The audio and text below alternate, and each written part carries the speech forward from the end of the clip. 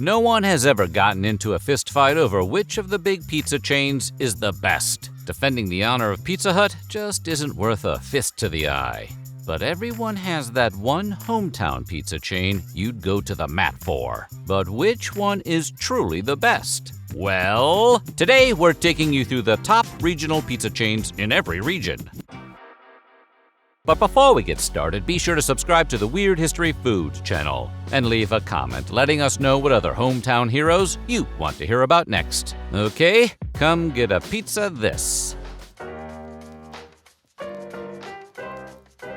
The Northeast is a patchwork of proud pizza traditions. New Haven's coal-fired pizza with its charred crust and minimalist toppings, Trenton tomato pie with sauce on top, and thick, room-temp Italian tomato pie found in cities like Philly and Utica. In New England, Greek-style pizza brings a chewy pan-baked crust soaked in olive oil, while South Shore bar pizza goes thin, crispy, and cheese to the edge. Best enjoyed in a dimly lit pub with low ceilings and strong opinions. Among the standout chains, Lido Pizza has built a cult following in the mid-Atlantic with its buttery, cracker-thin rectangular pies, sweet sauce, and smoky provolone.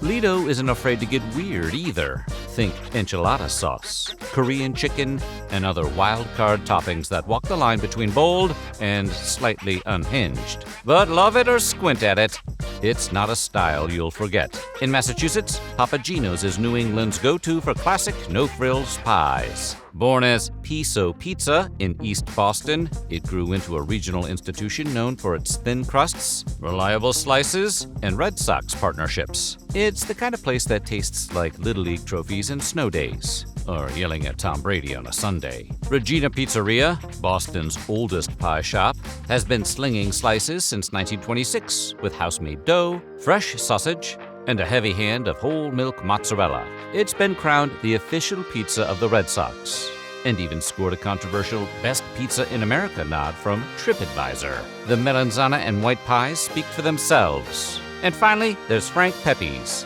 the pizza king of New Haven. Opened in 1925, it helped define the coal-fired, blistered crust style that now fuels pizza pilgrimages. Frank Pepe also invented the famous white clam pizza, a salty, garlicky, half-seafood, half-dare masterpiece. If you haven't tried it, Connecticut insists you correct that immediately. The Midwest is basically America's pizza laboratory, a doughy testing ground where crusts get weirder, toppings get wilder, and geometry gets thrown out the window. Detroit-style pizza leads the charge with thick, square slices, caramelized cheese edges, and sauce ladled on like abstract art. Jets Pizza, born in the suburbs of Detroit, helped take this Motor City masterpiece national, thanks to its signature airy crust and secret spicy sweet sauce. Meanwhile, Happy Joe's in Iowa made its name with taco pizza, yes, with lettuce, and Hungry Howie's turned the crust into a flavor vehicle, offering edges dusted with ranch, garlic herb, or Parmesan butter. Of course, here's where we have to mention Chicago, home to the legendary deep dish. This style is layered like a lasagna in reverse. Crust, then mozzarella, then toppings, and finally a heavy pour of chunky tomato sauce. Uno Pizzeria and Grill claims to have invented it, but locals often lead toward Lou Malnati's, whose butter crust walks the line between flaky and decadent, or Giordano's, which doubles down on richness. That said, many Chicagoans will tell you the real city pizza is tavern style, a thin, cracker-like crust cut into squares and served in neighborhood joints. Aurelio's and Rosati's are two thin crust heroes in that category, offering pies with minimal fluff and maximum flavor. But Chicago isn't the only city with crust-related opinions. Emo's Pizza, based in Missouri, champions St. Louis style, a yeast-free, cracker-thin crust topped with Provel cheese, a local invention that melts into a gooey, polarizing layer. Some say it's delicious, others say it's nacho adjacent. Then there's Quad Cities Pizza, a lesser-known gem from the Illinois-Iowa border. Its dough is spiked with molasses, its sausage is fennel-heavy and finely ground, and its slices are cut into strips with scissors, like Sylvester Stallone in Cobra. Donato's Pizza serves up Columbus-style pies with edge-to-edge toppings and a faintly sweeter sauce on a thin crust. Other regional standouts include Toppers, known for oddball offerings like mac and cheese or pickle pizza. Pizza Ranch, a Midwest buffet chain where quality takes a backseat to volume. And Pizza Luce, which is not Minneapolis's crown jewel, but the local favorite punch pizza. The South might not have a single defining pizza style, no deep dish gospel or coal-fired creed, but what it lacks in uniformity, it makes up for in personality.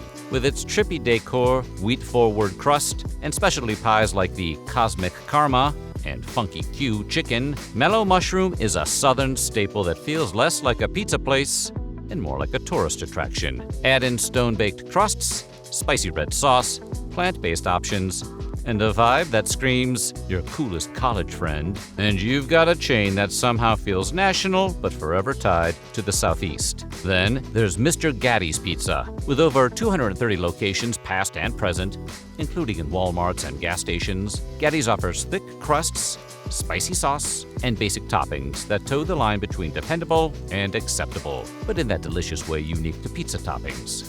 For many, it was the Friday night destination, complete with humming arcade games and pizza under soft, glowing heat lamps. Gatti's may not be gourmet, but pizza doesn't need to be gourmet to be perfect. Russo's New York Pizzeria, based in Texas, replicates NYC-style slices with just enough Southern swagger to make it interesting, including roasted cauliflower and pancetta on the same pie. Godfather's Pizza, once a mall food court mainstay but now more often found at gas stations, and when fresh, its thick crust and spicy sauce still hold up. Chains like Pie 5, Pizza Inn, Rotolo's, and Your Pie round out the roster, each with a loyal local following, if not a signature style. In the South, pizza may not have one unifying look, but it sure has range.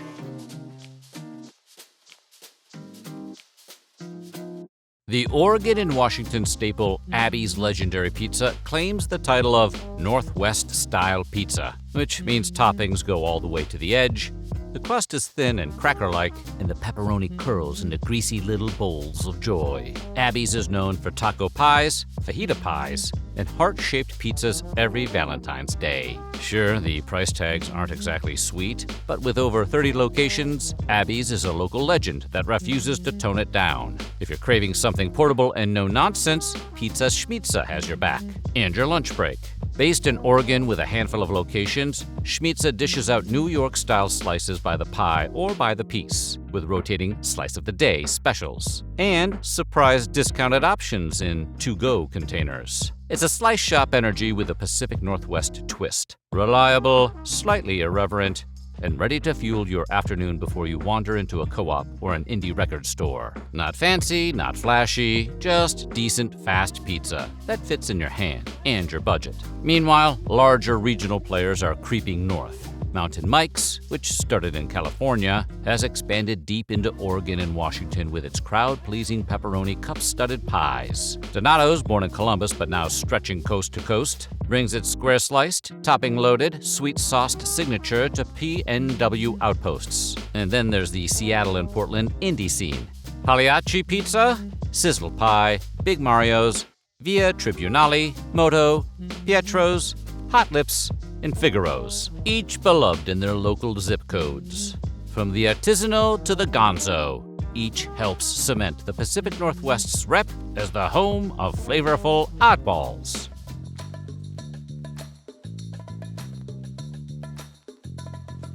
Down in the Southwest, regional chains mix deep dish DNA with desert flair.